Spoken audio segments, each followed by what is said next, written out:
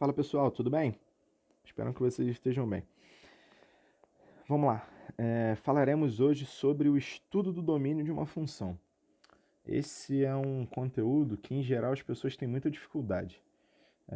Então, vou tentar ser o mais claro possível e, se vocês tiverem alguma dúvida, ou entrem em contato ou retornem esse vídeo para tentar saná-los. Então, vamos lá. Assim como no vídeo anterior, que eu falei de funções, eu expliquei sobre o domínio, contradomínio e imagem. Então, o domínio seria onde a minha função existe, ou seja, os pedaços de intervalos da reta real em que minha função tem validade ou simplesmente que ela existe. Só que existem algumas funções que elas têm alguns problemas, vamos dizer assim. E quando a gente olhar uma função, a gente vai ter que tentar identificar esses problemas. Que problemas são esses? A gente chama esses problemas de indeterminações. E eu separei aqui as 3 indeterminações importantes que devem ficar na cabeça. A primeira delas é denominador com x ou algo similar. Para quem não lembra, denominador é o termo que está embaixo da fração. E por que isso acontece? Porque na matemática a gente não pode ter divisão por zero. Se eu não posso ter divisão por zero na matemática, quer dizer que o meu denominador não pode ser zero. Por isso, diferente de zero. Porque se for zero, não existe na matemática. Então, esse é o primeiro passo. Encontrar algo com denominador com x ou algo similar e dizer que isso é diferente de zero, para a gente resolver. O segundo passo, o segundo critério que a gente tem que olhar, segunda indeterminação, é raiz quadrada ou de índice par, ou seja, uma raiz quadrada, uma raiz quarta, uma raiz sexta, enfim, uma raiz de índice par com x ou algo similar no seu radicando. Se isso acontecer, todo radicando tem que ser maior ou igual a zero. Por que isso acontece? Porque a gente não tem raiz quadrada de número negativo no conjunto dos números reais. Por isso que a gente diz que o radicando tem que ser maior ou igual a zero. Porque se for menor do que zero, vai ter um problema, e na matemática, no conjunto dos números reais, a gente não tem uma raiz quadrada ou de índice par de um número negativo. Então, por isso que a gente tira ela da jogada. E a terceira indeterminação que a gente pode ter é uma raiz quadrada ou de índice par, similar ao que a gente viu anterior, com x ou algo similar, só que agora no denominador. Então, é basicamente juntando essa com essa, juntando a 1 com a 2. Agora eu tenho a raiz quadrada, que era da 2, e o denominador, que era da 1. Então, eu juntei uma raiz quadrada no denominador. Se eu estou juntando a 2 com a 1, eu tenho a raiz quadrada. Eu não posso ter um valor negativo, só que eu posso ter positivo e zero. Então, eu teria maior ou igual a zero. Só que essa raiz quadrada está no denominador. E o meu denominador não pode ser igual a zero. Se ele não pode ser igual a zero, e nem menor do que zero, eu digo que ele tem que ser maior do que zero. Perfeito? Então, aqui eu botei uma observação. Se alguma função apresentar duas indeterminações, é necessário fazer o estudo do sinal para encontrar a validade da função. Eu coloquei aqui um exemplo que a gente vai ter esse problema, para a gente ver como que a gente vai resolver esse problema. Então, aqui eu separei 5 exemplos e vamos resolver os 5 exemplos para vermos como funciona a determinação de um domínio. Então, vamos lá. Essa primeira função, f de x é igual a 1 sobre x. Se vocês repararem, ela se encaixa no primeiro caso. Beleza? Porque ela tem no denominador um termo x ou algo similar. E o que a gente faz no primeiro caso?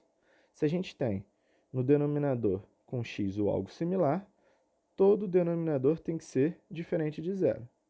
Opa, então isso tudo aqui será diferente de zero. Então, x diferente de zero. Fechou. Então, domínio da função f de x será x pertence aos reais, tal que x é diferente de zero. Então, quer dizer que esta função é válida para qualquer valor real, menos para quando x é igual a zero. Então, como que eu digo isso? Se o meu x for diferente de zero, essa função é válida. Beleza? Eu posso escrever também que o domínio de f de x será os reais menos o zero. Perfeito? Então, vamos seguir. Aqui eu tenho uma função f de x igual a 1 sobre 3x menos 2. Esse termo aqui, ele é um denominador com x ou algo similar. E é um exemplo parecido da letra A. Então, o que a gente vai fazer? Esse denominador tem que ser diferente de zero. Então, 3x menos 2 diferente de zero, 3x diferente de 2, x diferente de 2 terços. Ou seja, o domínio dessa função será x pertence aos reais, tal que x é diferente de 2 terços. Percebam que é exatamente igual ao anterior. O que mudou? Mudou o valor de x. Aqui a gente tinha x diferente de zero, aqui veio x diferente de zero. Aqui a gente tinha x diferente de 2 terços, aqui a gente tem x diferente de 2 terços. Então, eu posso representar similar a essa forma. O domínio de f de x é igual a reais menos a minha indeterminação, 2 terços. Então, quer dizer que a minha função é válida em todo o intervalo real, menos no 2 terços. Perfeito? Então, vamos lá. Agora, esse caso da letra C. F de x é igual a raiz de 3 menos x. Opa, raiz de 3 menos x. Se encaixa o quê? No segundo, né? Na segunda indeterminação. E o que a gente faz? Todo radicando maior ou igual a zero. Opa, então vamos lá. Todo radicando, isso aqui é o radicando, maior ou igual a zero. Então vamos lá, vamos resolver. Então, 3 menos x maior ou igual a zero, menos x maior ou igual a menos 3. Vou multiplicar por menos 1 para mudar o sinal do x. Só que quando eu tenho uma inequação, o que eu faço? Eu também troco o sinal da inequação. Então vai ficar x menor ou igual a 3. Beleza. Como que eu escrevo o domínio? Domínio de f de x será x pertence aos reais, tal que x menor ou igual a 3. Perfeito? Então, aqui eu tenho que o meu x, ou o meu radicando inteiro, ele não pode ser negativo. Em que situações o meu radicando não será negativo? Quando o meu x for menor ou igual a 3. Se o meu x for 2, por exemplo, ele vai ficar 3 menos 2, vai ser 1. Raiz de 1 existe. Se o meu x for 3, vai ficar 3 menos 3, vai dar 0. Raiz de 0 existe, que é 0. Então, se o meu x for 1, vai ficar 3 menos 1, 2, raiz de 2, funciona. Só que, para valores maiores ou iguais, eu não posso ter. Vamos testar? Vamos supor que o x seja 4. X seja 4, então vai ficar 3 menos 4, menos 1. Não existe raiz quadrada de número negativo. Então, o meu domínio está dizendo isso. A validade dele é para x menor ou igual a 3. E a gente percebeu que para valores menores do que 3, ela está funcionando. E para valores maiores do que 3, ela não está funcionando. Então, de fato, o meu domínio está corretíssimo. Vamos para a letra D. Na letra D, eu tenho uma raiz cúbica de 2x mais 7. 2x mais 7 na raiz cúbica. Isso aqui se encaixa em alguma indeterminação? Vamos voltar lá na indeterminação. Primeira indeterminação, denominador com x ou algo similar. Não é o nosso caso. Segunda indeterminação, raiz quadrada ou de índice par com x ou algo similar. Se vocês repararem, aqui é uma raiz cúbica. Então, não se encaixa na segunda indeterminação. A terceira indeterminação, raiz quadrada ou de índice par com x ou algo similar no denominador, que também não é o nosso caso. Espera aí, essa função não se encaixou em nenhuma indeterminação. Se ela não se encaixou em nenhuma indeterminação, quer dizer que ela é válida em qualquer pedaço da minha reta real. Se ela é válida em qualquer pedaço da minha reta real, então o domínio dela será igual ao conjunto dos números reais. Ela é válida em qualquer ponto. Perfeito. Se ela é válida em qualquer ponto, então o domínio é o próprio conjunto dos números reais. Agora, vamos para a letra E. A letra E a gente tem o seguinte. Se vocês repararem, isso aqui é a segunda indeterminação e isso aqui é a terceira indeterminação. Na segunda indeterminação, a gente tem que isso tem que ser maior ou igual a zero. E na terceira indeterminação, que isso tem que ser maior do que zero. Vamos resolver? Então, vamos lá. Para a segunda indeterminação, nós temos 2x mais 1 maior ou igual a zero.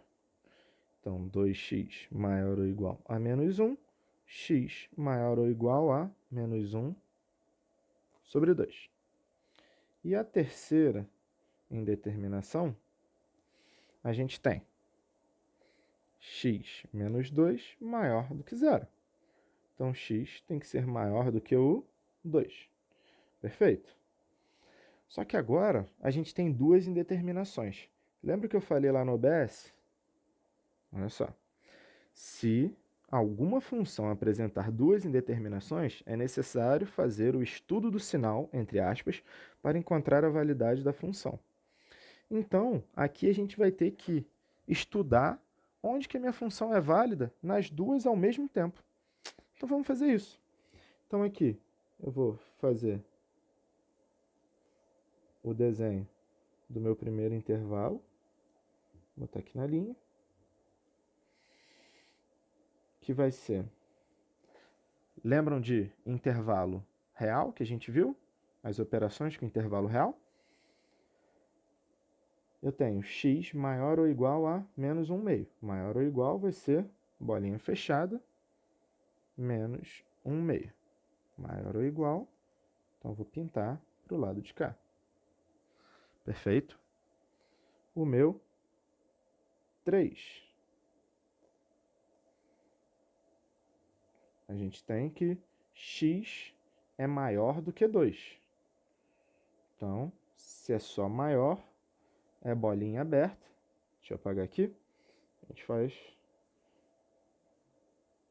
bolinha aberta. Se o x tem que ser maior do que 2, então vai ser para o lado de cá. Perfeito? Então, como que eu faço para resolver isso? Eu tenho que achar a interseção dos dois intervalos. Marcos, como que a gente vai fazer a interseção dos dois intervalos? O que é interseção mesmo? Interseção é o ponto, no caso aqui, o intervalo, onde ela vai ter validade nos dois intervalos ao mesmo tempo. Então, aqui eu tenho esse intervalo, ele está pintado nisso aqui todo. E esse intervalo está pintado só a partir desse pedaço. Então, onde os dois estão pintados ao mesmo tempo? Vocês conseguem perceber que é nesse pedaço aqui? Daqui para lá? Isso, é exatamente aí. Só que com 2 aberto até o infinito. Perfeito? Então percebam que isso aqui é exatamente o x maior do que 2. Então, qual é o domínio da minha função? O domínio da função será x pertence aos reais, tal que x maior do que 2. Beleza, pessoal? Muito obrigado, um abraço.